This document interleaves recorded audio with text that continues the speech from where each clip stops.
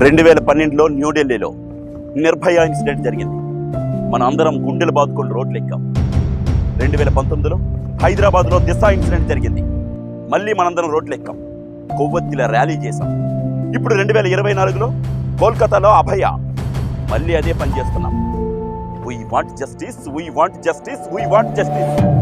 ఇలా ఎన్నిసార్లు రోడ్లు ఎక్కుతాం? ఆడపిల్లలపై అఘాయిత్యాలు ఇక్కడదో ఆపలేమా? అసలు జస్టిస్ అంటే అర్థమేంటో తెలుసా మనకు?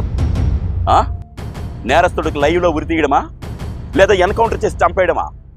ఏంటి జస్టిస్ అంటే? రేయ్, అసలు జస్టిస్ అంటే అర్థం ఇలాంటివి రిపీట్ కాకుండా చూడడం రా.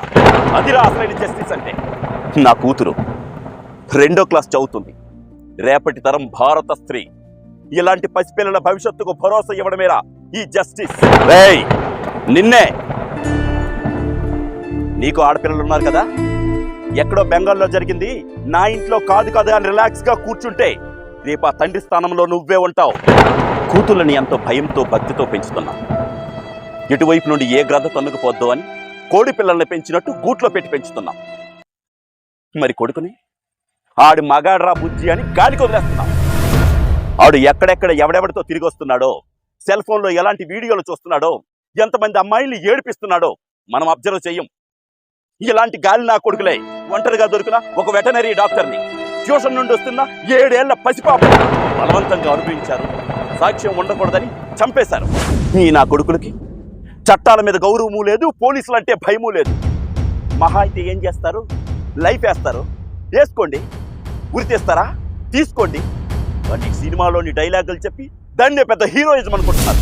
నీ కొడుకు ఎలాంటోడని నీకు చెప్తే నువ్వు నమ్మవు.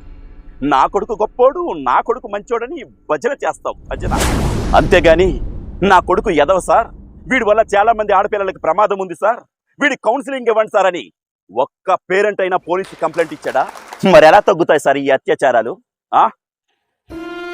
చిన్న పిల్లాడిగా పుట్టాం, అమ్మ పాలు తాగాం, అబ్బాయిగా పెరిగాం. మీసాలు గడ్డాలు పెరిగిన తర్వాత మగాళ్ళుగా మారాం. అంత మాత్రాన అమ్మ జాతిని మర్చిపోతాంరా? మర్మాంగాల సుఖాలకు అలవాటు పడి అమ్మ మర్మాంగమే మన జన్మస్థలమని మర్చిపోయాంరా.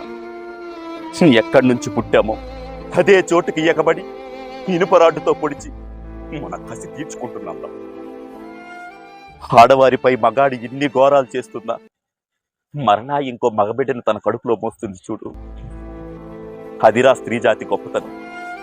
ఈ దేశంలో మగాడి మైండ్ సెట్ మారనంత వరకు ఎన్ని చట్టాలు వచ్చినా, ఎంతమందిని ఉరి తీసినా ఆడపిల్లలపై అఘాయిత్యాలాగం. స్కూల్లో టీచర్ చెప్పినా చెప్పకపోయినా ఇంట్లో ప్రతి తల్లి తండ్రి మీ మగపిల్లలకి అమ్మతనం నేర్పించండి, ఆడపిల్లల్ని కాపాడండి.